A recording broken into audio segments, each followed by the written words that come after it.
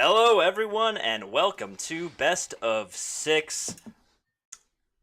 I'm your host, Jacob, and joining me, as always, we have Dan and Lerone, who isn't rocking the correct icon. I'm locked out of switching, so GG. GG. Yeah, I bet you guys. I don't know if any of our fans remember Dan. He was part of the show earlier on in its history, but he's back this week. Yeah, it's been a little bit. It's been a moment. Yeah. So good to have you back. Of course, on the week where some of our fellow members couldn't make it. Mitch will be joining us later, though. But yeah, let's just get on started. We start with on a bit of a somber note.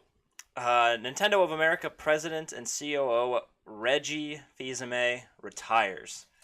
Doug Bowser appropriately named new president.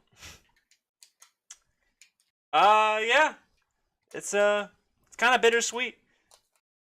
You know, For sure. Reggie, I can't imagine anyone else in the position. Just Reggie's been there for basically all of the time I've ever paid attention. Been president for 13 years. He's always been a character. Was there through the Wii era, and he's given us a lot of great memes over the years. So shame to see him go. It's appropriate that the new president's last name is Bowser. Just honestly, that's just amazing. So bittersweet for sure, but what a great, excellent name. No. Does anyone want to share their favorite Reggie moment? You didn't Him plan getting this. I just tossed came up by with Hungry this. Bucks. Oh, mine's close to that. Yeah, mine's probably the when I'm he gonna come up- challenged Hungry Box. Yeah, I'm gonna come up here next year and kick your ass. Yep, yeah. that's my favorite. That whole We're biased, of course, being into Smash Bros. But like, come on, that was awesome. Yeah, that was cool. It's not something like That's not what you think of like a COO of a major company doing. Cool. He was always fun. his chats with Jeff Keighley. Yeah. It's All the Nintendo Wii stuff, that was pretty fun. Him demoing the Wii and Wii Fit. yeah, I mean, that's like his number one meat. yeah. That's true. That's kind of how he got meme status. So, is he like leaving to like something else, or is he just retiring outright? He's just retiring. Sounds like he's retiring. I would be okay. So, like, I'd be a little bit upset actually if he was moving on to a different project. Yeah. Like, that's selfish, but like, come Yeah, on, you can't help but think of he's the face of literal face of Nintendo of America. Yep. Yeah, 100%. And, like, if he was like, I'm gonna go work for Activision Blizzard, fix their shit, I'd be like, no, come back. You belong to Nintendo, I think. Is that how you felt when Ben Brode left? Ben Brode was amazing at his job. Like, yeah, I wasn't really sad because I'm not as big. Well, yeah. This is a smaller scale. Yeah, when Ben Brode left, like it is kind of similar because Ben Brode was the face of Hearthstone, so like him leaving was kind of similar in severity if you scale it down from Nintendo to Hearthstone. It's like a similar type of thing where the expansions just aren't the same now. Not only that, but just like the marketing is so much worse without Ben Brode. Ben Brode was like, are we gonna see the similar thing where we just see a huge decline in marketing from Nintendo because instead of seeing Reggie, we're seeing Bowser? Well, by expansion, I mean expansion reveals. Oh yeah, okay. I thought you were talking about card quality. No. Yeah, the expansion reveals are like not nearly what they. Yeah, I would actually watch the reveal trailers stuff just because of Ben Brode. His laugh was legendary for good reason. And now Reggie, being the character that he is, not there anymore. Yeah. It's gonna be hard for this Bowser guy to Yeah, man, what a tough position to fill. Yeah. It's a crazy hard position to fill. I know nothing about this guy, so yeah, I don't know. He better bring some game. Yeah. Maybe charisma isn't his thing. I mean, maybe he just won't. Like, just because he's the president doesn't mean he has to be the face of the company. Yeah. But But who will? But somebody's got it, right? Like Reggie was like he made sure Nintendo of America wasn't a faceless corporation.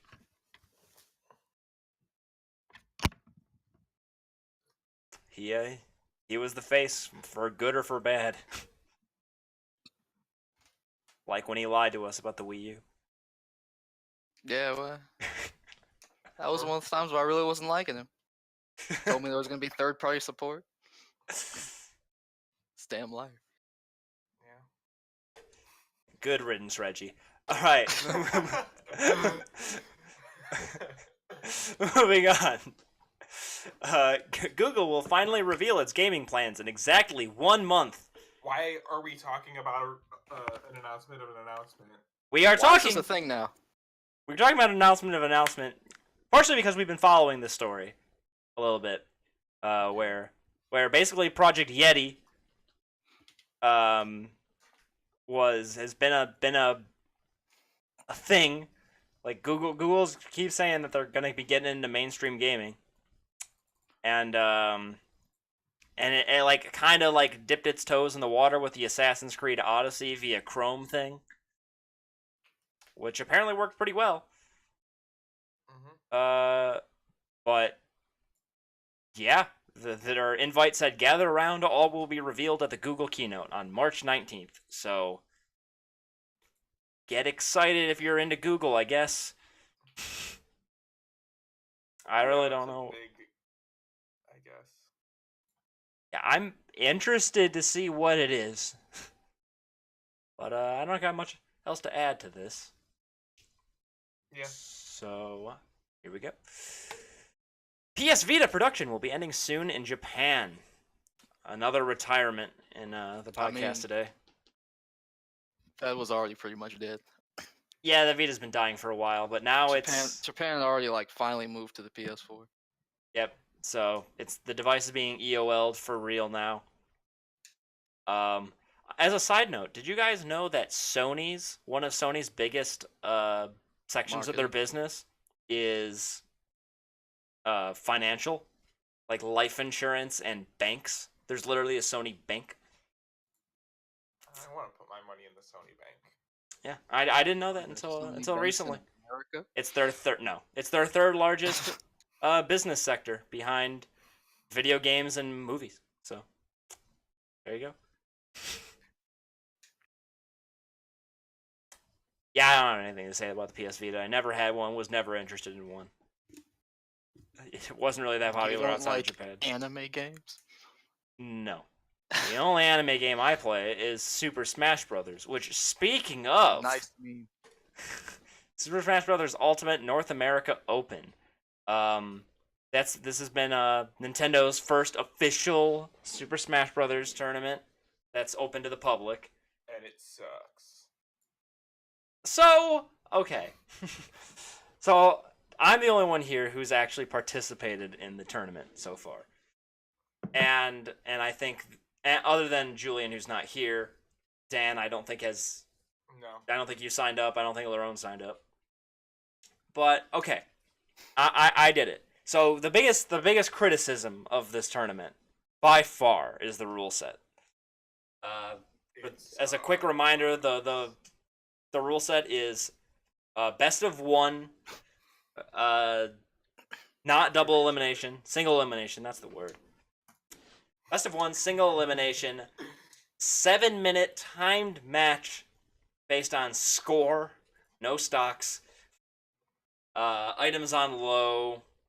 Yikes. Kind of a wonky stage list, but the stage list honestly isn't that bad. Stage hazard's off, so that's good.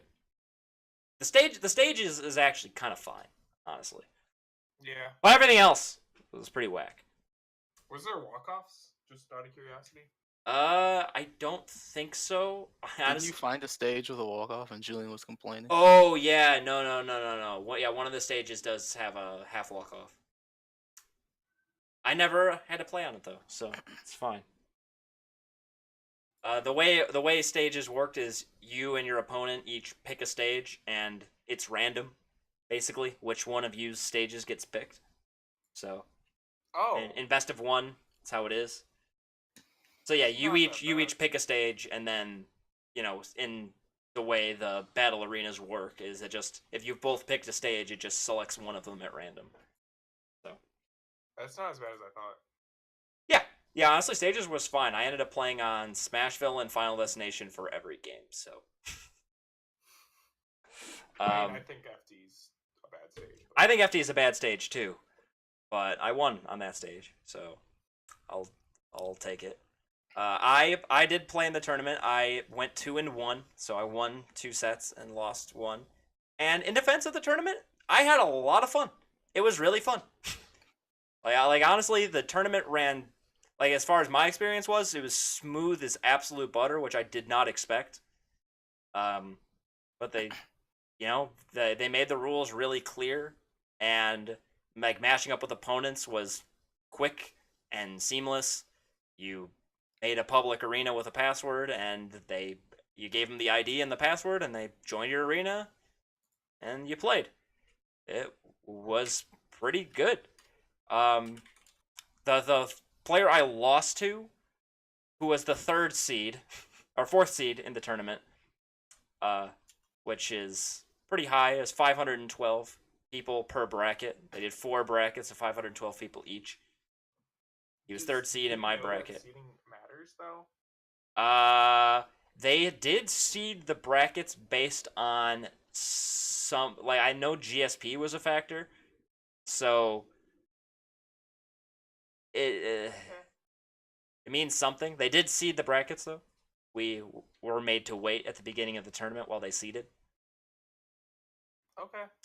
So there was some seeding done, and mind you, the third person I played against was significantly better than me at this game. Like he lightning looped me once. Well, you were K-Roll, weren't you? I was K-Roll, Yeah, yes. K-Roll's... Yeah, but he also had the worst internet connection I've ever played against in this game.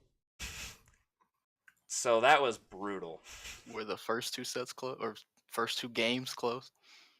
Game 1 was a wash.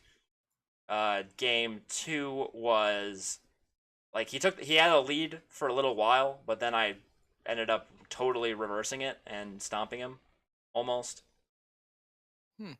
But yeah, all I'll say is that assist trophies in score mode are stupid.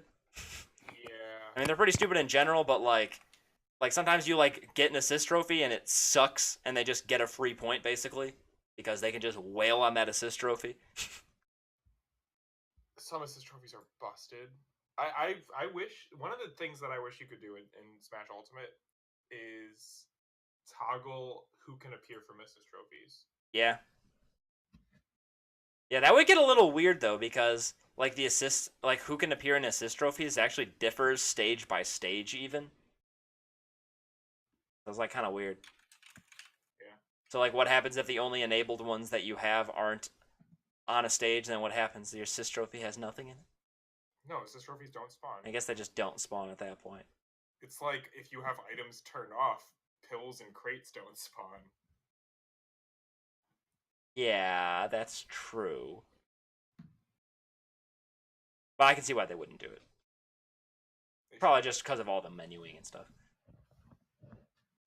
But yeah, the items on was the worst part of it. Like the second player I faced, he wouldn't have been a problem if it weren't for items. But items turned it into a problem because got lucky in the early game and got some legendary Pokemons, and it was stupid. So really all there is to that. So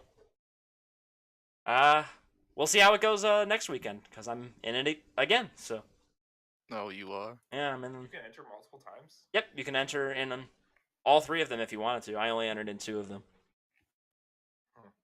Okay. So maybe I'll do better. Maybe I'll make it to PAX. I could train you up. Speaking of Smash Ultimate tournaments, the attendees list for Smash Ultimate Summit, well, all but one, have been announced. We have Armada, Plup, Mewtwo King, Leffen, Mango, MKLeo, Dabuzz, Nairo, Cosmos, Void, Samsora, Zero, Gluttony, ZD, and Zachary. A lot of Melee players on that list. Yeah. Which is pretty neat. Like Armada, Armada, Plup, Mewtwo King, Leffen, Mango. That's wild. Mango's dangerous. I don't know if he should be there. Yeah, I was surprised. You didn't think the nation was gonna pull through? Yeah. Really? I mean, I guess I should have. I'm sort of surprised that Mango's interested. Really? I have not been following Mango and Smash Ultimate though. I don't know what. I haven't either. I have no idea what he's been doing. I don't know who he mains. I don't know anything about Mango and Smash. You don't Ultimate. know who he mains? No. Before, I'll give you a hint. Before Gluttony Wolf? voted in, he said he was the best character of his main. So Wario. Yeah. That makes some sense. I saw his Wario at Genesis. He played a couple matches on stream. His Wario is one of the reasons why I wanted to pick up Wario. It's he's moving. Like just hitboxes out constantly. I could see why Mango likes Wario too. Like it's just like he's. And then like I've fought Wario's online, and Wario's got really cool aerial mobility. Like. Well, yeah. Yeah, that's his thing since Brawl. Mm-hmm. But even though Yoshi has more aerial mobility. In Brawl? In in Ultimate. Yeah. Yeah, Wario's really cool. So that'll be exciting to see. There is an important player notably absent from this list. There's two important players absent from this list, in my opinion. Who's the second one? Who's the first one we talked about in the planning?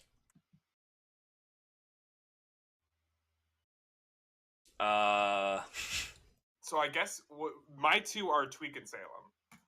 Yeah, my two are Tweak and Salem. That are missing. Salem, my one was Salem, rather. Yeah. Salem missing. Tweak is missing.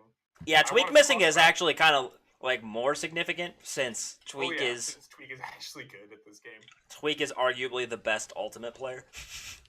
Yeah. Like he's definitely a contender for the #1 spot.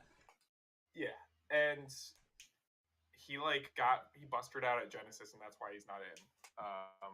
But like other than Genesis, his Ultimate resume, even though the game hasn't been out very long, is super impressive. Yeah. And he's got So yeah, the reason he didn't get in is because he didn't do any of the Summit campaigning that like other people did. So I'm sure like some of you are familiar. I think it was like Summit 3, Melee Summit 3, where the campaigning got really awful. But I just like bring that up as a way of mentioning that like campaigning for Summit's super important, and like you need to offer benefits to the people who are voting for you because they're spending money to get you in. Right. And Tweak just kind of assumed, hey, I'm one of the best Ultimate players. I deserve based on skill alone, I deserve to be in Summit. But That's Summit not how it isn't works. based on skill alone. Like ESAM got into a Melee Summit. Yeah. Also, he could have won a spot in Summit if he like went to those tournaments first. No, the only tournament is Genesis, and then the Last Chance qualifier, which hasn't happened yet. I can't remember what the last. Oh yeah, maybe he'll win the Last Chance qualifier. He probably. There's a decent chance he will. Yeah, so he might actually make it anyway. Yeah, but yeah, Tweak is a notable. But he should have just gone to Genesis and. No, he did go to Genesis. He was first seed. Oh. He underperformed. He busted out. Nice. Yeah. I mean, but like everyone's allowed to have one bad tournament, and the game's brand new, so like No. Number one's got to be like Zero was in Smash 4. Can't drop anything. Any tournaments for a year. Zero and Ken are just like anomalies. Yeah. I am looking forward to seeing Zero compete again. Like I'm not even really a Zero fan, but you know, I he's really good. He's really wicked good. I want to see what he can do in this game. I'm definitely in a similar boat there. I like him as a player more than a personality. How about? Well, he's more of a personality now. Yeah. Yeah, he's found success in being a personality. No, there's nothing wrong with that. It makes more money. It's more stable, honestly. It's less stressful. It's basically it's the correct play. Yeah. To be honest, I think he's gonna do bad at Summit because he just doesn't care about being a top player at this game. It's just not a priority of his, and he hasn't put the training in to get there. He may have said he's more going because everyone wants him to go, and because he was invited. Yeah. Yeah, he's not. You're not gonna deny an invitation. But so he just doesn't want to get washed. Yeah. I'm hoping that I think it'd be really cool. Just looking at this list, people who I'd want to win. Samsora would be really cool. Gluttony. Okay, Gluttony would be awesome. Because of the whole debacle with Genesis seeding. Gluttony. What was the meme like? Against European players is undefeated. And he thought he should have been seeded much higher, or a bunch of European players thought they should have been seeded higher at Genesis. And then one of the Genesis TOs said, if a bunch of penguins enter a tournament in Antarctica and I beat them all, does that mean I should get a top seed at Genesis? Yeah, he called Europe penguins. That was the meme. That was pretty bad. So, yeah, the TOs at Genesis are apparently hate Europeans or something. Or just think Europeans are automatically bad. I don't know, it's pretty weird. So Gluttony, you're right, Gluttony's my number one pick to win. By far. Gluttony and Leffen. Let's go. You want that to be first? That's grand finals. Gluttony, Leffen. You know, you know what? Armada 2 for top 3. Screw it. All European. My bet, even if Tweak gets in, my bet is on MKLeo, but I really want to see Samsora win because I think Samsora's Peach is really cool to watch. Yeah. All right, last quick prediction. Who's coming in last? Who's dead last? There's a couple dead last. I know. Yeah, there will be a 4-way tie for dead last, but my pick would be the Melee people, like Mango, Mewtwo King, Plup Armada. So not Melee people sans Leffen. Yeah. Yeah. I think Leffen's demonstrated proficiency at this game. Yeah, I don't know much about ZD. So ZD, I don't know about ZD either. He was one of the vote-ins, right? That is the one name I don't know. Yeah, I know nothing about him. So I was gonna pick him, Plup, Armada, Mango. I think Mewtwo King can pull out a win. Let's go, Mewtwo King. That's all I got to say about Smash Ultimate Summit. Yeah, we talked about that one a lot. Yeah, we did. If that's all we got, I think it's time to go into our main topic of the week. So I'm gonna take you guys on a bit of a journey. Not really a journey. I'm not gonna pretend it's that structured, but we're gonna talk about a favorite topic of mine: Legend of Zelda speedrunning.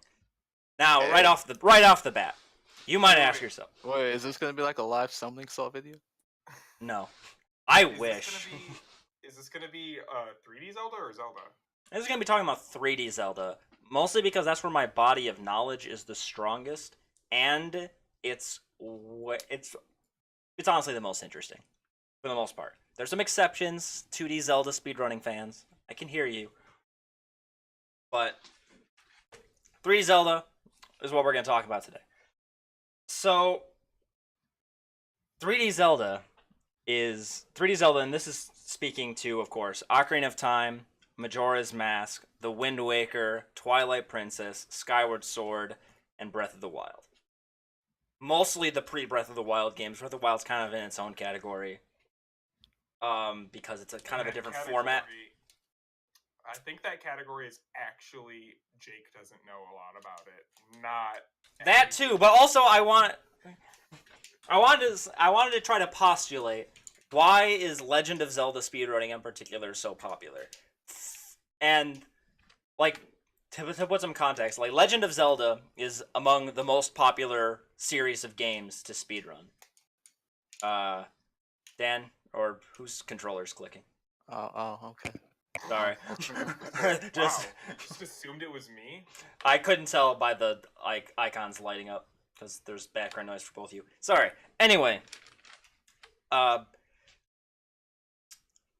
lost my train of thought. Okay, so Legend of Zelda series is pretty popular for speedrunning. Particularly, a couple games in the series stand out: Ocarina of Time, Majora's Mask, The Wind Waker, and Twilight Princess in particular, which is all but one of them. Good job. Are all very popular. Everyone but Skyward Sword. But Skyward Sword has a pretty active speedrunning scene too. I don't think there are very many series of games that have an active speedrunning across the games so unanimously. And I think there's a couple of reasons for this. One, the Legend of Zelda series is very popular. This is kind of no duh. It's a really popular game series. But that alone isn't necessarily mean it's going to have a strong speedrunning scene. The Call of Duty games are very popular, but the Call of Duty speedrunning scene is basically non-existent. That's also mostly a multiplayer game, but there's a lot of big single-player game series too that don't have very big speedrunning scenes. But there are some others, like Elder Scrolls and Dark Souls. Dark Souls have a big speedrunning scene? Yeah, the Dark Souls speedrunning scene's healthy. No, I knew Dark Souls was healthy, but I didn't know. I thought Elder Scrolls was pretty much just like, how severely can we break the game as quickly as possible, and just like wasn't very interesting.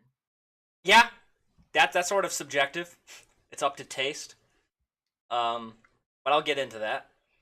Yeah. Legend of Zelda, I think, is also a good target for a speed game because it's the way like the dungeons of the game work and stuff is kind of rather linear progression and kind of leaves you with a lot of areas where you want to try to like get past things or skip things, and it makes for good entertainment factor. People like seeing games that, you know, they know how it's supposed to go and see it totally turned on its head. And again, Legend of Zelda being popular helps with that. So, you know, Ocarina of Time in particular got really good viewership for a while, and for a point in time was like Ocarina of Time Any Percent was above and beyond the most popular speed game, period. Wasn't it? I thought like there was always like historically Ocarina of Time and 64 and Super Mario 64, yeah, those were like the two that traded blows the most. Ocarina of Time wasn't always the top speed game, but it was often the top speed game, trading places back and forth with Super Mario 64. And that's more back in the golden age of speedrunning, less so now. What's the golden age of speedrunning? The golden age of speedrunning is when you had like Siglemic running Super Mario 64 and Cosmo Wright and others running Ocarina of Time. So like 2012 to 2014ish. Yeah. What made that the golden age? When SRL was booming. That's honestly when speedrunners were just, you know, that's the days where you would see speedrunners on the front page of Twitch, where speedrunning was kind of like one of the most popular things to watch on the Twitch platform. Like it was really before like variety streamers and, you know, a lot of the modern types of streamers that take over, and the MOBA streamers and the Fortnite streamers and stuff. Kind of before that took over, speedrunning was kind of the most popular thing on Twitch, or among the most popular things on Twitch. And that's when, you know, more people made were able to make real money playing, doing speedruns, and the scene was a little bit more tightly integrated and just bigger in general. More tightly integrated and bigger. Yeah, kind of funny. Okay. It's actually more true than it sounds possible. Yeah. The speedrunning community has certainly gotten a little more segmented with time. But I think one of the most important reasons why the Legend of Zelda series has cemented itself as a legendary speed game series is in its glitches and exploits. Yeah. For some odd reason, there is something truly magical about this series, where in every game they manage to deliver a new set of interesting, game-breaking glitches that completely change the way you play these games from a casual perspective. And not even, for the most part, in ways like some games do, where you warp to the credits, by memorizing a series of inputs, in level 1, like Super Mario World, which is cool in its own respect. But Legend of Zelda games, even the most broken of them, like Ocarina of Time, it's more about fitting this complicated puzzle together, like using a bunch of different glitches and a bunch of different exploits to stitch together a perfect route to finish the game as fast as possible. And for some odd reason, the Legend of Zelda games very consistently deliver on that experience of speed gaming, which is what a lot of people really like in a speed game, in a speed run, especially watching one. Like, it's one thing to just watch really skilled players play video games quickly, but when they play the game in a complete, like, way outside of its intended bounds, it makes for some really entertaining stuff, and makes it change much more frequently as new things are discovered and new routes are found. With that, I want to talk about the N64 Zelda games first. Because, as many may know, these are the most broken 3D Zelda games. Depending on how you look at it. It wasn't always that way, though. So let's take you way back to the late 1990s, / early 2000s, when the Ocarina of Time any percent speedrun, any percent being beat the game as fast as you can. There's no rules, just beat it as fast as you can. Well, except there were rules. See, back then, the main speedrunning community was Speed Demos Archive. And if you were doing legit speedruns that you wanted to get recognized by the world, you submitted it to Speed Demos Archive. And if it met all of their guidelines, it would get published on their website, and the world could see that you were the best at this particular video game. So back then, the Ocarina of Time any percent record in the early days was in the 5-hour range. This was, of course, glitchless, because glitches were banned on Speed Demos Archive. So the early days of Ocarina of Time speedrunning were mostly glitchless. Boo. Yeah, some people didn't like that.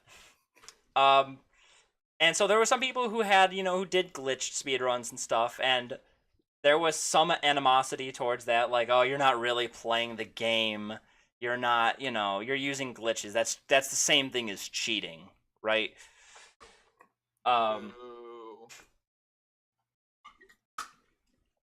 You're welcome for the insightful commentary. Yeah, that was useful. So, as you can tell from Dan's commentary, there's a lot of people who didn't like that. And Ocarina of Time, even in its early days, glitches started that helped speed up the game, started being found. And there was sort of a surgence in Ocarina of Time speedrunning that really started in like 2007, 2008 range, where lots of interesting glitches were found that started making the game faster and faster and faster. Before you knew it, the game was able to be completed in instead of under 5 hours, it was completed in under 2 hours. And is this the Ganonless route, the 2-hour route? So, okay. So, Ocarina of Time, the route has changed a lot over time. And when I say route, I mean the steps that were taken in order to beat the game. Now, in the official definition of any percent, beating the game means getting to the credits. That's sometimes a slightly controversial definition for some people. But getting to the credits is widely considered beating the game. In the mid-2000s, I actually don't remember exactly what year, but a particular glitch in Ocarina of Time called wrong warping was discovered. Now, you may have heard wrong warping described in other games, usually in the context of speedrunning. But basically, the idea is you step into one of those blue warps that you go into at the end of a boss battle, and instead of it taking you to the cutscene that follows, you can sometimes get it to take you to other places in the game. Well, in general, isn't wrong warping more you open a door or pass a threshold in a video game, and instead of taking you to the room it's supposed to take you to, it takes you to a completely different room? More generically. That's the general definition. So, in Ocarina of Time, it was discovered that in that blue warp at the end of boss battles, in some cases, if you do extremely precise setups, you can, one, land yourself on the edge. If you land yourself on the edge of one of these blue warps with the ocarina like in your hand playing a song. When setting that up is convoluted, but let's say you've managed to do this. You can then make it so the game, normally an animation plays where the game takes you away and you just watch it. You have no control over your character.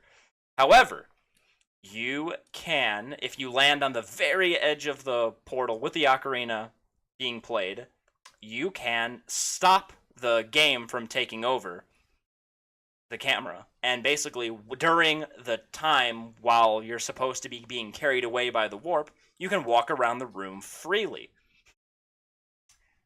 This allows you to either, in most cases, either die or walk out the door of the room. And if you do that at the exact same time that the warp tries to take you to the next room, you can wrong warp. The reason that this is possible is because when you step on the blue portal, a timer starts ticking up. And once the timer hits some certain threshold that's been set for however many seconds that animation is supposed to play, it then adds a value to the current room you're in, which is called a cutscene offset.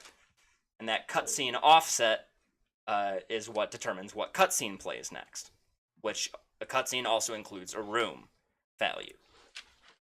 But there are some beautiful happy accidents in Ocarina of Time, where in some cases, for instance, most famously, I'm just going to go straight to it.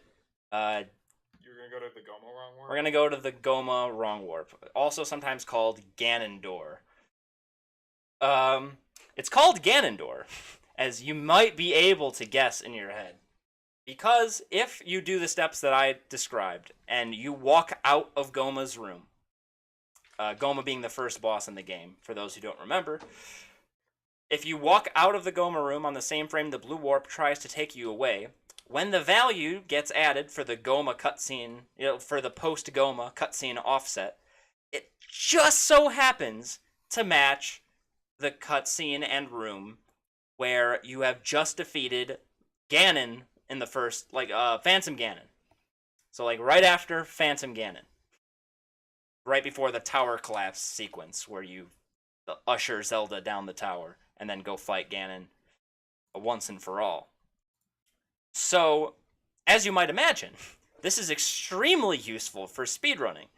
And when this was discovered, it basically brought the speedrun down from about an hour and 45 minutes to, yeah, you're right, not Phantom Ganon, Ganondorf, as opposed to Ganon. Phantom Ganon is earlier. Ganondorf, the Ganon fight in the game where he flies and you have to shoot him with light arrows.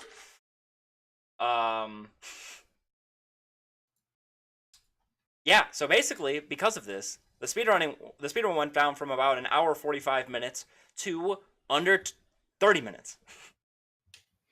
And it all of a sudden opened the game up to a much, much wider audience to not only watch because the run was short and easy to consume, but also with a little bit of practice, you could learn how to do this wrong warp yourself. So the speedrun basically became, get the sword, escape the forest early. That's a whole different glitch. You can clip out. You can get a bottle. You can then go beat the first dungeon. Do Ganondorf. Do you want to explain why you need a bottle? Because I think that's hilarious. Okay, so Basically, you need a bottle instead of an ocarina. Yeah, so I kind of hinted earlier that you need to somehow end up standing on the edge of a blue portal while playing an ocarina. Well, getting the ocarina takes a lot of time. Turns out there is a glitch in the Ocarina of Time known as Ocarina items, and it is truly magical. Ocarina of Time is full of some beautiful coincidences, and this is one of them. So, in Ocarina of Time, you can catch some things in bottles, like fish and bugs, for instance. Some of these things give you what's called a blue bottle, where basically the bottle is blue when it's full of things, and you can hold it in your hand. The reason this is because, like, let's say you have some bugs, you dump them on the ground, and then you scoop them up.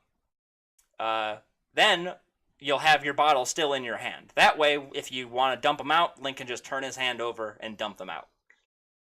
Well, there's a special property with this blue bottle for some odd reason that was programmed into the game, where if you are in midair, for instance, if you're doing a backflip, or if you're side hopping, or if you jump off a ledge, if you hit the bottle button while you're in the air, the moment you land, Link will dump out the bugs. Like, you can buffer that action. So Link will dump out the bugs the moment he touches the ground. It is, as far as I know, the only item in the game that behaves this way. But it's really convenient that it behaves this way. Because, basically, when you click it, the game says, okay, for the last item pressed, we need to, buffer action number 3. I don't know if that's the actual action number, but it's like action number 3, which is dumping out the bugs. Well, if you are in the air and you hit the bottle button, it's buffered to dump the bugs out. But then you hit a different item, like sword, for instance, or a stick. What'll end up happening is you'll land on the ground, and the buffer will still be set up, like the buffered action. But the buffered action applies to the last item you pressed, which now might no longer be the bugs. Because if you press the bugs and then pressed sword, well, now it's buffered action number 3 or whatever on your sword. Well, as it turns out, most items in the game don't have an action number that matches the one for dumping out the bugs. So the game basically has a default case. It has a default action for like all items in the game. Action 0. Action 0 is the ocarina, no matter what. The game's failsafe in most situations is just to default to the ocarina when it doesn't know what to do. So you can end up playing any item you want as a fully functional ocarina. In fact, you don't need ocarina at all to play any of the songs, learn any of the songs.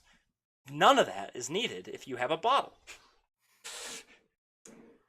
So that is what you can do as an alternative to playing an actual ocarina on a blue warp. You can just play your sword or a stick. And that is just one of the beautiful coincidences of Ocarina of Time. But I don't want to get too deep into Ocarina of Time, and I want to zoom out a little bit back to Legend of Zelda speedrunning as a whole, because I want to talk about something that does have a big impact on Ocarina of Time, but it's another one of those bizarre coincidences of Legend of Zelda speedrunning. and that is ESS position. So Dan's laughing because ESS position is sort of baffling.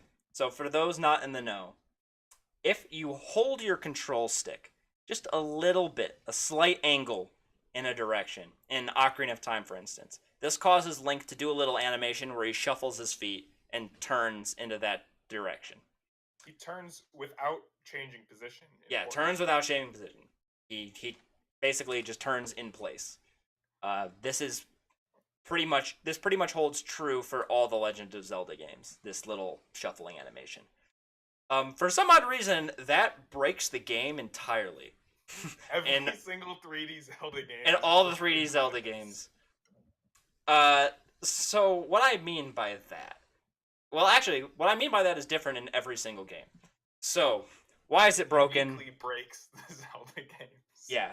Most famously in Ocarina of Time, it is used for something called super sliding.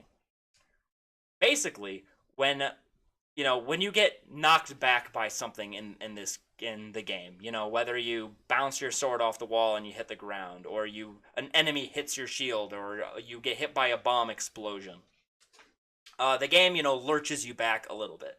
But Link has friction. He really quickly slows down. For some reason, if you're holding ESS position, Link no longer has any friction with the ground. In fact, he doesn't lose speed at all anymore. Which means that you can do things like slide it in, shield an enemy's attack, or shield a bomb explosion at just the right time, and hold that position on the control stick, and you'll just slide forever at the maximum speed in the game. So this allows you to do a lot of things, including, quicker movement through the game, clip through walls in some cases, because you can move at the fastest possible speed. The fastest possible... there's a fastest possible super slides. I'm not going to get into speed limits in Ocarina of Time, because I could talk about that for an hour. It's very complicated. But for all intents and purposes, the fastest speed you can reasonably move in normal gameplay. Sustained for indefinitely. And this lets you do all sorts of crazy stuff. Like the tower collapse sequence where you have to usher Zelda down a tower. It turns out if you do a super slide and go through a little corner at just the right spot, you can clip out of bounds and make your way down to the very bottom of the tower. Which I could talk about that particular glitch as another one of the miracles of Ocarina of Time working out. But I'm going to refrain from that for now. Teaser maybe for a future episode where I might do a deep dive on how is it that Ocarina of Time can be beaten in 17 minutes and 4 seconds. You heard me right. 17 minutes and 4 seconds to beat Ocarina of Time. That is from the start of the game, including a 3-minute cutscene to open it, to beating the final boss. And yes, you do beat the final boss in that run. You do not skip him. It's pretty wild stuff. But all right. Oh hey, what up? Hey, you made it. Yeah. So I'm late. What did I miss? Fun stuff. Fun stuff. We're talking about Ocarina of Time, I think. Yes. Right now we're talking about ESS position. So Ooh. What? ESS position has another interesting application in Ocarina of Time. Actually, a lot more interesting applications. It's really broken. But the quick summary is that allows you to, for instance, have NPCs and other triggers be totally ignored by the game. So that owl that always wants to chat you up, turns out if you hold ESS position, he doesn't think you exist. And you can... Basically, the game thinks Link is quote-unquote busy as long as he's in this holding ESS position. So you can go past owls, NPCs, all sorts of triggers, even some cutscene triggers can be bypassed by ESS position. It's pretty wild stuff. You can also, ocarina items that I talked about before, you can do that with ESS position. as opposed to doing a backflip or whatever. And it's the way that works is even weirder. But I won't get into that. Can we talk about ESS in other 3D Zeldas? We will after I mention the last thing in Ocarina of Time, which this is also applies to Majora's Mask, so it's kind of a good blending over point. Well, actually, all the things I've said, Yeah. everything I've said so far about ESS position applies to Majora's Mask. But the next one is particularly useful in Majora's Mask, and that ESS position is part of equip swapping, which can allow you to apply the properties of one item in the game to another. And it can allow you to do some pretty crazy things like shoot fire arrows with a stick. You know, the normal stuff that you would expect, which allows Majora's Mask, for instance, to be completed by only pausing the game twice. Majora's Mask can be beaten in only 2 pauses, which, keep in mind, pausing is how you equip items in the N64 Zelda games, is the only way to equip items. So is that a special low start percent, or is that the optimal route? Is that no, it's not the optimal route at all. No, that was a task that someone did as like hey, look, how few times can we pause? The original task they did of it was like in 6 pauses or something, but a couple years later they got it down to 2. So it's pretty wild stuff. Which, yeah, the N64 Zelda games, because of all of the glitches and madness in the games, and I've just... Yeah.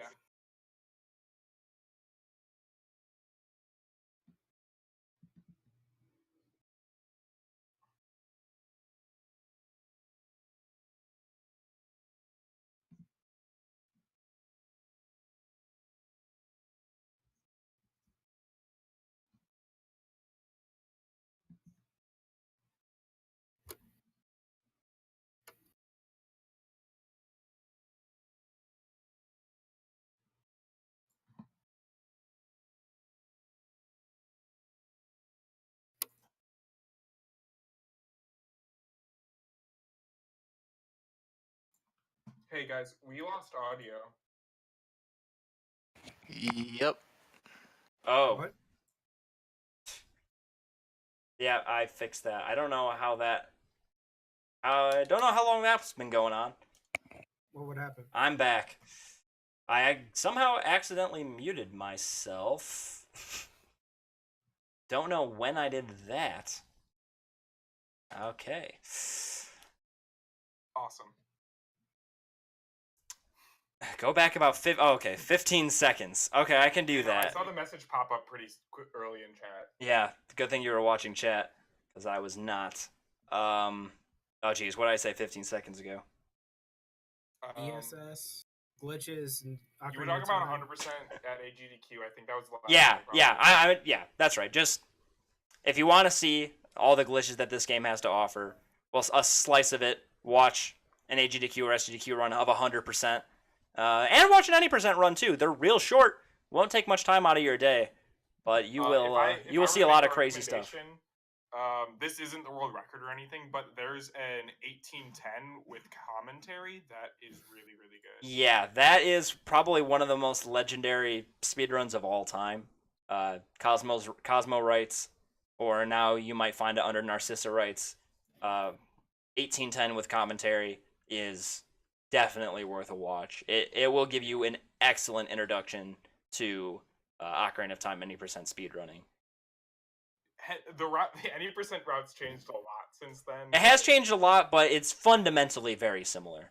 Yeah, you do the same thing. It's just instead of going to Kakariko, you get the bottle in a different way now, and that stuff is getting. I would actually have to start like getting the spreadsheets out and showing you guys how that works, because that is just so difficult to explain audibly. Yeah, over time, the dissecting these games has turned into a bit of a science where people have really been able to get real deep into this game and have a really thorough understanding of how things work. Which is part of the reason why the game is as broken as it is just the community has been so dedicated to finding as much as possible. So you might think, okay, these are just old Legend of Zelda games, right? Like, okay, ESS position is broken, whatever. Fast forward to The Legend of Zelda, Wind Waker, Twilight Princess, and Skyward Sword, because they all have ESS position glitches in them that, in some of them, break the game pretty bad. I'm gonna first talk about Twilight Princess and Skyward Sword because they're less interesting than Wind Waker. In Twilight Princess and Skyward Sword, they both have the same glitch known as break sliding, which basically is kind of similar idea to Ocarina of Time, except sort of the opposite. Basically, in Twilight Princess, if you're like running with like, you know, Link or a wolf or the horse or whatever, and you stop. The horse? Yeah, and you stop, you like kind of like slide on the ground a little bit, like while you're stopping yourself, you know, you're braking. It turns out that if you hold the SS position and target at just the right time, you will slide backwards at maximum speed. You don't maintain that speed indefinitely. You do slowly slow down, unlike Ocarina of Time. But this allows you to do some pretty crazy stuff, particularly with the horse. So if you're like riding the horse, you can get off the horse using brake sliding. You can get off the horse at basically full maximum speed. And because there's like an animation that's playing, you know, with like Link getting off the horse, normally he's supposed to be stationary, right? But because of brake sliding, the game can think he's stationary when he's not.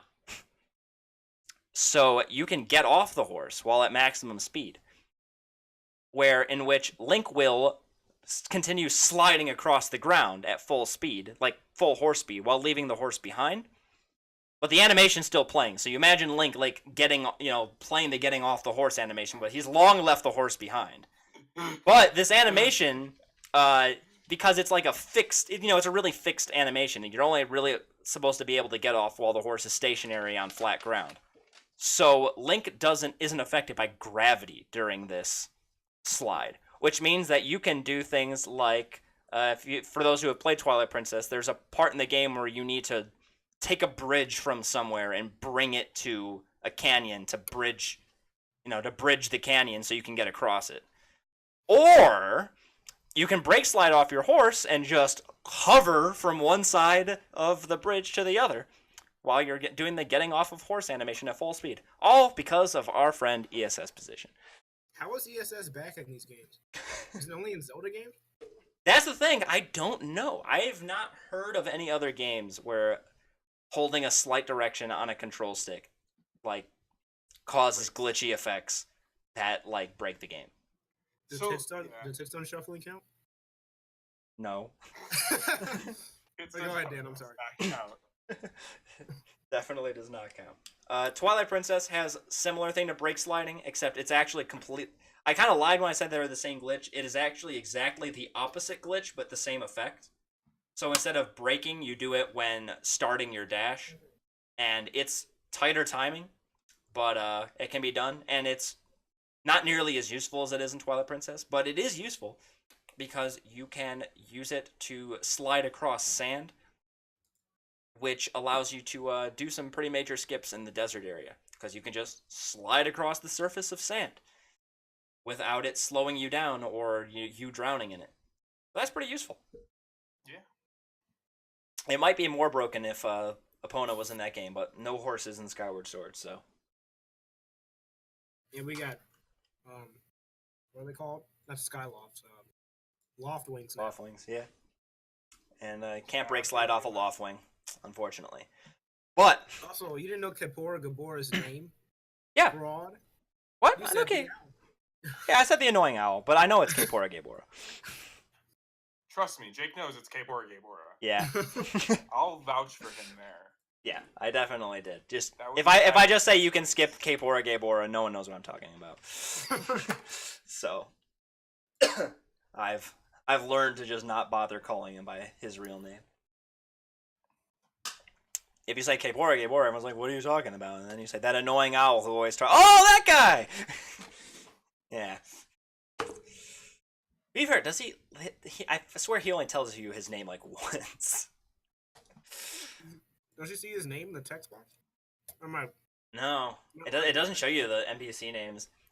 I don't even know if he tells you his name directly. I feel like it's like a Navi text box that tells you Oh yeah. his name. Like, I don't think a lot of people were really trying to talk to Navi much. Trying to avoid that as much as possible. Navi's broken, by the way, too. But Navi's used for glitches in Ocarina of Time. Only like 2, but one of them is pretty useful for people who are trying to get into Ocarina of Time any % speedrun. It is one way to escape the forest early, is by abusing a glitch with Navi. But we'll save that for the any % episode. Let's hear about Wind Waker ESS. So ESS position in Wind Waker is really particularly interesting because Wind Waker has 2 releases, as many of you know, Wind Waker and Wind Waker HD. In the original Legend of Zelda The Wind Waker, ESS position is useful for one thing and one thing only. And funny enough, it was actually discovered after HD came out, because it was discovered in HD first, and then they're like, wait, does that work in the original? It turns out it does, and it's easier. You can do this thing called ledge clipping, where if you climb up into a corner and roll in one direction and then hold ESS position, it turns out that you can just clip out of bounds. This works for basically every corner ledge that you can climb up in the entire game. You can just, you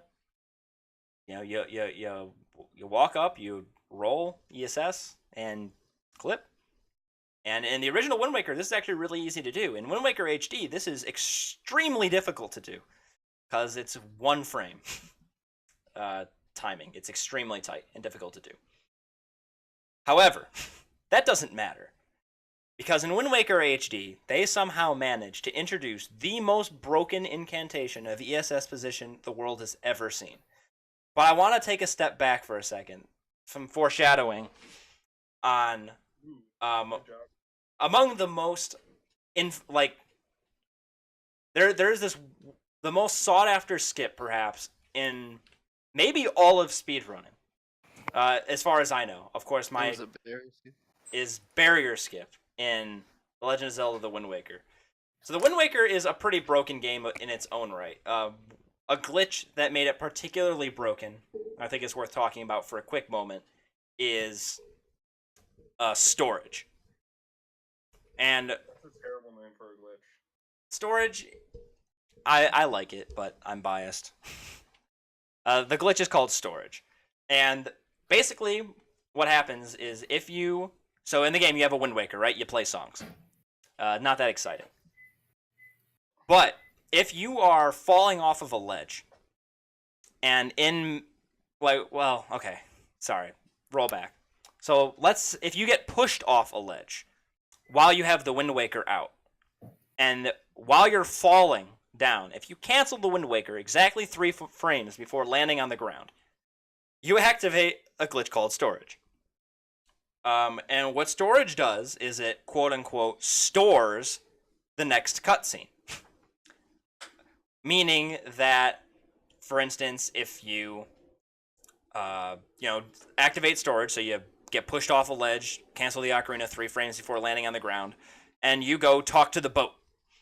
Talking to the boat is normally, the game considers it a cutscene, There's, text, you can't escape it, you can't move Link, whatever. But it stores the cutscene in a sense that the cutscene still kind of plays out, but you have full control of Link. So, the text boxes are still on screen, and you're still cycling through the text boxes, but you can roll around, walk around, do all sorts of stuff. Now, this doesn't seem that useful at first, but it's actually extremely useful. One particularly famous example of this is, so let's say you do the setup I was talking about, fall off the ledge, cancel the Wind Waker, whatever. A cutscene that you can cancel is the Wind Waker playing song cutscene. So if you pull out the Wind Waker, normally you can't move Link. All you can do is play the song. But if you store it, you end up with the camera fixed on Link's face, right, for him to play a song. But instead of playing a song, you can just move around like normal. Which also, again, doesn't seem that useful. Except the camera is fixed, pointing straight at Link's face. No matter what. Meaning, if you hold up on the control stick, Link will turn around, start walking the other direction. But then the camera will, turn around with him to be his face. And now up is behind him again. So then he turns around on the next frame. And the camera spins around. And basically, Link just moves back and forth, every frame. Which means you can't move back and forth. But there's another weird glitch in the Wind Waker, where if you move back and forth while swimming in water, basically if you swim one direction, swim the other direction, swim one direction, swim the other direction, and alternate extremely quickly, like beyond what is possible by just taking the stick and moving it up and down really fast, you can indefinitely build up speed while swimming. This is known as super swimming. And basically, using that ocarina setup I talked about before, you can frame perfectly turn Link around back and forth in the water. Which allows you to build up tons of speed while swimming, and then with good setup and good aim, you can swim across the ocean, island to island this way, without ever needing to use your boat, and do it extremely quickly. As you may imagine, this is very useful in a game where a lot of it is sailing places. Because instead of sailing, you could just swim there absurdly fast.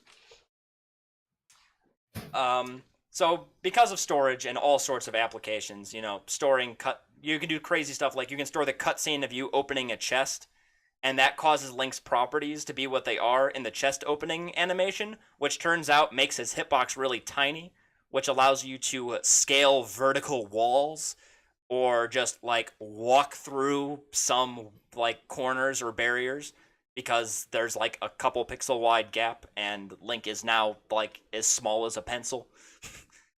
So he can just avoid collision of all sorts of stuff, and countless other examples of zany things you can do with storage, like killing bosses 2 seconds after the fight begins because you can clip inside of them during the cutscene where they're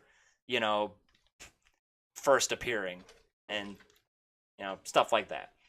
But one particular thing was sought after more than anything else, and that is barrier skip. Now the barrier is there's a part of the game where you go visit the land of Hyrule underwater, and Hyrule is encased in this kind of big dome that Ganon put there, this barrier that can only be broken by the Master Sword, by the true Master Sword. And this barrier is, it's a barrier. And there's nothing that would prevent you from, if you can just get past the barrier, we know about glitches and stuff that would allow you to beat the rest of the game, before you got the other necessary items, if you could just get past the barrier. They tested on emulator, if you just go to the other side of the barrier, you can beat the game and it all works. So then people started wanting to try to skip the barrier.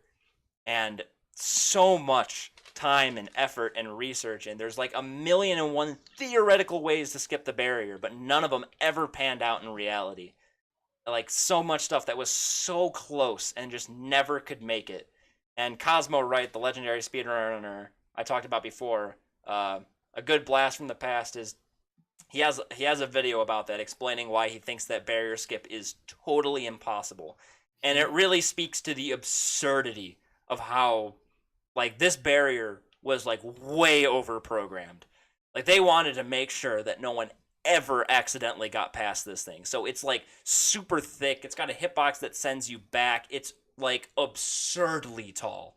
Absolutely extremely tall, extremely wide, extremely far down. They did everything they could to make sure that this barrier was just totally impenetrable. And it remained that way for quite some time. But then Wind Waker HD came out, and nothing changed. Barrier skip was again found to be impossible in that game, and storage was all but patched out. It was now there was almost no situations where you could get the storage glitch because they fixed that thing I talked about with the Wind Waker and getting pushed off the ledge. That was fixed.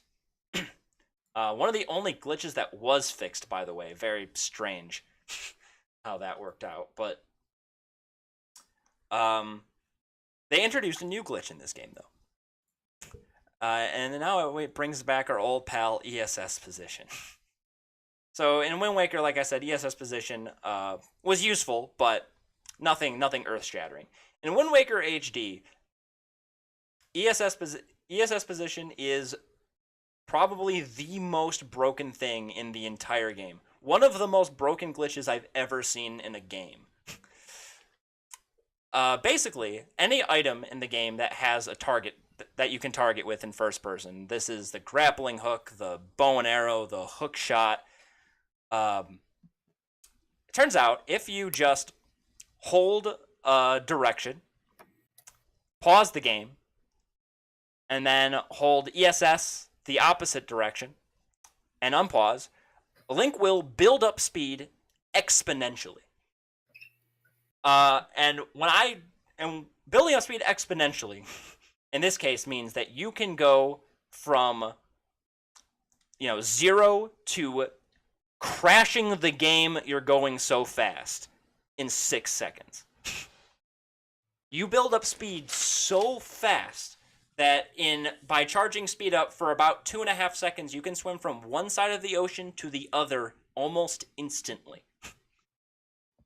This completely breaks the game in that there are so many things. Like, being able to build speed up that quickly allows you to clip through a lot of stuff. Like, in some cases, you can clip through entire islands because your speed is just that absurd. Like, the next frame puts you on the other side of an island because your speed is that high. And when this was discovered, as you can imagine, an almost immediate target was barrier skip. Barrier skip. This is it. We're going to find barrier skip. And no, they couldn't. They tried a lot of setups with it, and like the speed alone just wasn't enough. There was no good way to like build up speed, a lot of speed, because of this barrier knocks you away. Like, it has knockback, and there's no other walls to build up speed against. But then an old glitch that was long forgotten about was rediscovered, where there was a glitch that basically allowed you to get past the first little step of the barrier, that part that knocks you away. Well, it turns out if you pull out the Wind Waker on the frame just before, because basically, if you get knocked away by it, you're invincible from getting knocked away by it for a little while, like a few seconds. Link's flashes, and you can't get hurt by it. If you pull out the Wind Waker one frame before it knocks you away after that invincibility wears off, the invincibility becomes indefinite. Which means you can stand right up next to the barrier and not get hurt by it. Unless you walk out and go back in, then you can get hurt by it.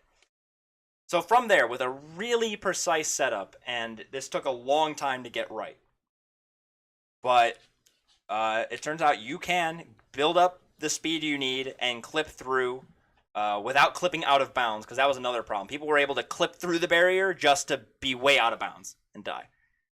Because if you just get enough speed to just skip the barrier, you also end up skipping all land that you can land on, and you die.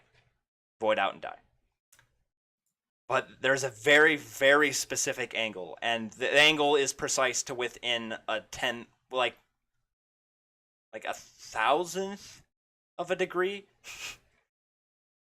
of in-game things, but you can do a very specific setup and timing to get that angle exactly right and skip the barrier. And barrier skip was finally proven to work in Wind Waker HD because of our good old friend ESS position. That also brought the Wind Waker HD speedrun down from around 3 hours to more like an hour and a half. Has this whole thing slashed the game's speedrun down and, you know, basically deleted the second half of the game from the speedrun. So, oh shoot, what was my question? Oh, so is it tasks? Is it possible to do it in tasks in SD, Wind Waker SD? To do a barrier skip? Barrier skip. No. Like, is there like a task method? There is no method known for Wind Waker the original to get to do barrier skip. To this day, it may never happen. Probably won't. There's not nearly as many people looking at that now. But yeah, there's no known way to do it in the original game. But in the HD remake, it can finally be done because of the most broken application of ESS the world has ever seen. Being able to build up speed exponentially, and it's also important to note anywhere you want. Like anywhere where you can pull out a grapple hook, you can build up as much speed as you want. It's kind of a crazy ability. And as you can imagine in like top level speedrunning of that game, movement's kind of nuts because sometimes you just pull that thing out and zip across rooms, and it's pretty wild. Yeah. It defines that speedrun. Like, and it's ESS position yet again. In a good way, would you say it defines the run? Absolutely. Like Wind Waker HD for the most part was just a more boring version of Wind Waker SD runs because it didn't have storage, and then this totally changed that. The game has its own identity completely, and it makes the run more entertaining, more short, and way more competitive. It cut out a lot of RNG out of the run. Asterisk. There was a time where after barrier skip was discovered that people thought that the any percent category of that game was going to be dead forever because there was an extremely RNG heavy glitch that had to be performed to beat the game after barrier skip. Did someone do it? Yeah, people did it. It's like a 1 in 15, like for the top runners. And that's pretty brutal. Like an hour and 20-minute speedrun leading up to the very last glitch of the game. Like this is the last thing you do before fighting Ganon, and it's a 1 in 15. That sucks. Yeah. And like basically, like the world record holder is whoever got lucky and got it first try or second try. And like the only way to beat that world record now is to grind until you got a first or second try. And it sucked. But that was saved too, because The Legend of Zelda has a weird way of working things out where a glitch was discovered that makes doing that hover at the end 100% guarantee every time. A no RNG version of it. Which is really wild in its own sense. It involves making one of those morph balls into a zombie where it's both dead and alive simultaneously. It's wild. But I think I've talked my piece enough for this. There's so much to get into, and this is just sort of a surface level. I would like to do maybe a deep dive on one of the games specifically if there's interest. Probably starting with Ocarina of Time, because it's the most bite-sized and also among the most legendary, and the one I have the deepest knowledge about for sure. If you read the incredibly outdated description of this Twitch channel, you can see why Ocarina of Time might be a game to discuss for Jake. Yes. Yeah. You might also learn a thing or two about our host. For example, He's like 57. he's 57 years old. And Jake keeps Chinese slaves in his house. Named Rex. Alright, but that's all I got for you guys today. I know that was definitely all over the place, and I want to make the next one a little more structured, but I wanted to try to give this introductory piece on Legend of Zelda speedrunning to get the juices flowing, get your mouths watering for more. I like the part where you beat Ganon. Welcome, Mitch. Did you hear? Were you here for any of that? I'm here now. All right. Well, you're here Also, just in It's been time. a good time. See you all later. So long, and thanks for all the fish. Okay. I don't get the reference. That's a reference to Hitchhiker's Guide to the Galaxy. Oh, no, never watched that. Okay. It's a Reddit. Well, it started as a radio show, so. That's true. That's true. Do we have Soldier Watch this week? Did we retire Soldier Watch while I was gone? I thought that was dead. It's Who? dead. Soldier Watch. Oh, Who? sorry. Soldier Watch. I don't know. I have no idea what you're talking about. Okay. Do we have anything for Soldier Watch this week? Yes. Yeah, we do. Oh. Another screenshot. Oh boy. Another screenshot. Yeah, But before I don't have a tab. If somebody could send me that, I forgot to get a tab open for that. Catelt/Catlet says Wind Waker HD is definitely better than SD for speedrunning, and we could probably make this a series. Yeah, I would love to make this a series. I know a lot of information. I also know a lot of misinformation that I'm ready to spread. So, I'm sure there's a couple little facts here and there that I got wrong. So internet, please call me out. Yeah, I also didn't hear you talk enough about Zelda speedrunning. TBH, I want to hear more. I have lots to say, so yeah. If we were to continue this, it would definitely be a game by game. We will become summoning salt. Except instead of talking about specific speedruns, we will just talk about Well, yeah, summoning salt basically. Yeah. So we're summoning salt. Mark Brown, some other guy. Mark Brown's a liar. He told me Sexy Brutal is a good game. Ooh. He did say that.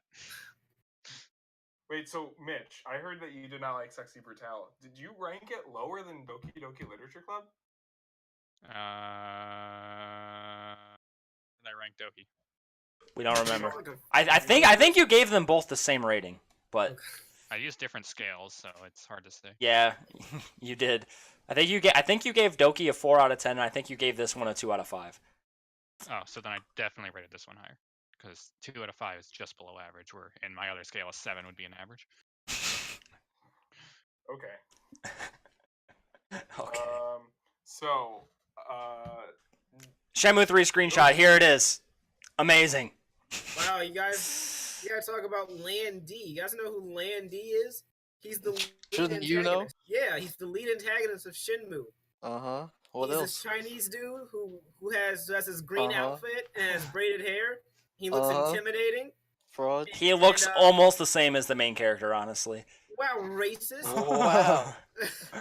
No, that's not racist. That's just talking about how these game models still look like they're straight out of 2005. But better. this does look like 2005, but better. Like, that's a great description. Yeah, it looks like what would be on the box art of the 2005 game, but then you get into game and it's just a lower poly version of that. That's the vibe I get. Who's looking forward to our playthrough of this game? It's gonna be I fun. know, Nope. not. It's gonna be legendary. He looks like a Mortal Kombat villain. Yeah, I can I see can that. see it. Mortal Kombat. Speaking of fighting games, how True. the U.S. government. no, we're not actually going to talk about that. We're going to We're talk. not talking about what? We're not talking about that yet because my perfect segue. Speaking of fighting games, Evo Japan stops Oh, we're their doing two funny news topics. stops their Twitch stream after Oh, these two women. I'm not going to show them for too long. There they We're are. gonna show this on stream. I'm not gonna play the clip. I'm not gonna play the clip. You guys are gonna like my opinion on this. I'm just saying that. Am I gonna have to make a tweet about how this doesn't align with my core values? So basically, these two women here, who even in this photo are showing a lot of cleavage, were marketing a Dead or Alive 6. They're doing an advertising segment where they were talking about the physics of the game, in which they demonstrated the physics of the game by smacking each other's asses and shaking their boobs on camera and each other's boobs on camera. It was a sight to behold. It's pretty wild that not too long after that that started My man, getting Mr. Wizard came through and shut it down. yeah. The stream got shut down. The Evo stream got shut down, and Mr. Wizard tweeted out that this does not align with our core values of Evo or the FGC. Oh, never mind. What are they thinking with that? Like, did they not watch the games that they play? Dead or Alive, the game's like that. Yeah, Exactly. it is a little different. This is still pretty wild. Yeah, it's a little different when you got when you bring two women on stage I saw and have the them. tweet first, and I was thinking like you were thinking, and then I saw this clip, and I understand why they did. Yeah, if for those who have a chance, you can you should watch the clip. Somebody should post it in the Twitch chat because I'm not gonna play that on stream. Can I play it on stream? No, on your stream, I guess. All right, we're gonna show it in the chat after dark. Telt says he can't wait for Shenmue 3, and Nice he loves how they want to claim that Dead or Alive is a big boy professional game, and then they pull stuff like this. Hey, they're trying. He's talking about Dead or Alive, or yeah, I'm assuming he's talking about Dead or Alive. I can't tell if he's talking about Dead or Alive or Shenmue. Dead or If Alive. this moves Dead or Alive units off It the works. shelves, that's what they gotta do. Is it Dead or Alive is a technical fighting game? It's just it has They just have you know other fans. They gotta make sure buy the game. yeah other assets. You know what I'm saying? Oh boy. That was a good joke. I'm sorry I didn't laugh. Somebody stop me. No. Also, the channel has not been banned by Twitch. Okay. What I will say is that Twitch needs better guidelines.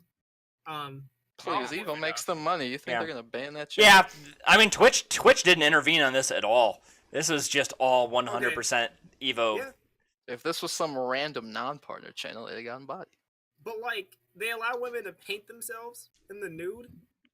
That's Hey. different. That's art. Yeah. Arts, quote unquote. As long as it's treated like art, you're good. That's If you start crossing the line and you're not making enough money for Twitch, bye. that's messed up. Like, if Oh, they have well. a problem with that, I just don't see how they can stream like half of the fighting games that exist. It's in a game is different. I don't know. Sure, but it's not that different. No, it's arguably not.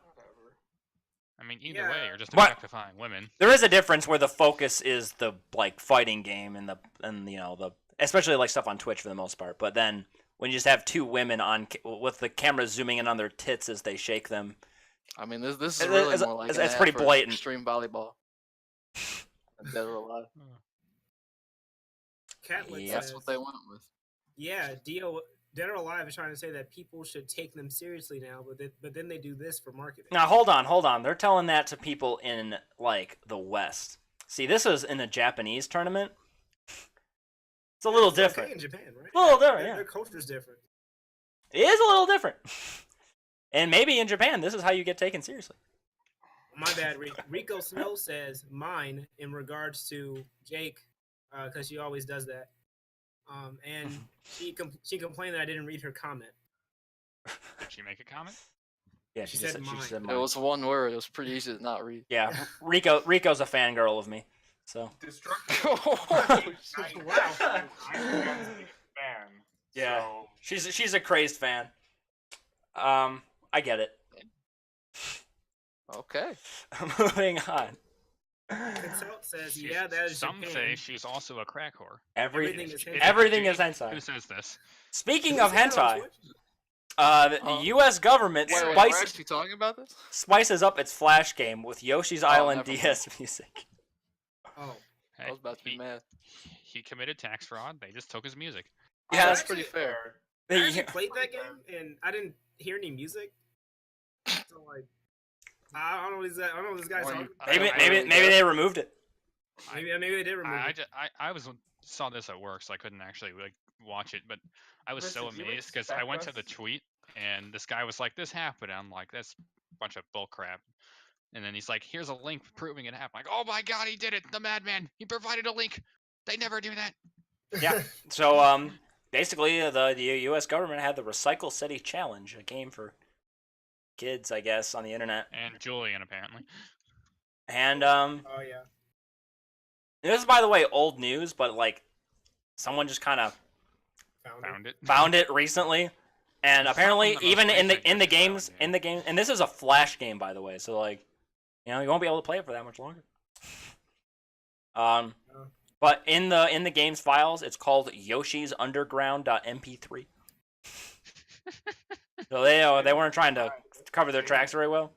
So I mean, yeah, the U.S. government stole some Yoshi music and threw it into a recycling game. They also went and downloaded a Mario ROM off the internet, and this is really old news, and used it to make one of their virtual console games. The U.S. government? Not the U.S. government, but just wow, that was a stupid comment. Now that you say that. Yeah, you lost me. Nintendo, who is of course the U.S. government. Right. Yeah, no, we all knew that, right? Yeah, that's the president just retired, right? President of America, Reggie Fils-Aimé, retired. I wish. Oh god, what a timeline. Yo, what if he's retiring so he can run for president of the United States? I'd vote for him. Reggie 2020. His body is Reggie. I'd actually vote for him. I'd do it. The world is Reggie. What if he came out and started saying some like pretty wild stuff though? You know? Yeah, I still vote for him. It's fine. Yeah. It's like, I live in we will force all schools to have school uniforms, and they all just dress up like Mario. Yeah, that'd be funny. But everyone wants to be Luigi, because L stands for winner. Doesn't matter anyway. I live in a state where like my vote doesn't matter, so you know. I don't even live in that state, and they constantly contact me telling them to vote for themselves. Well, I think that's the end of this. Good episode, guys. Yeah, this is why Yoshi shouldn't have to pay taxes. The U.S. government steals from him. He should be able to steal from the government. But yeah, like there's That's. I'm probably gonna keep working really late this and next week, so I should not be hosting next week. Okay, so we will have a surprise host. Oh no, we won't have a surprise host. We will commit right here and now, where Dan will be hosting next week with our next How to Fix episode. I won't announce what it's going to be yet. But our next How to Fix episode next week. So get excited. I have a feeling like I'm gonna wait 5 minutes, and you either don't know or it's going to be something really stupid. Well, I have two How to Fixes planned. Yeah, he does. Oh, okay. I just don't want to. I want to force him into one or the other. So. Also, Katote says, if only Reggie were president. I don't believe Reggie has a cruel bone in his body. Well, he didn't lie in our faces and said the Wii U would have third-party support. So. Yeah, that's true. What if he said? What if he says the same thing about the U.S.? The U.S. is going to have third-party support, and then and then we get kicked out of the UN. Like, then what? we form something with the Brexit people and just live. We unite exit from the UN. Yeah, but Cut like the string. they kicked us out. I know. What do you know? It's our thanks for listening banner that came up automatically. Yeah. That's all we got for you guys. Join us next week when we talk about how to fix games with uninformed opinions. Wait, is this all about how? Is this all part of the Grand Nintendo conspiracy? Yeah, this is all part of the Grand Nintendo conspiracy. Yeah. Anyway, have yourselves a good night and see y'all next week.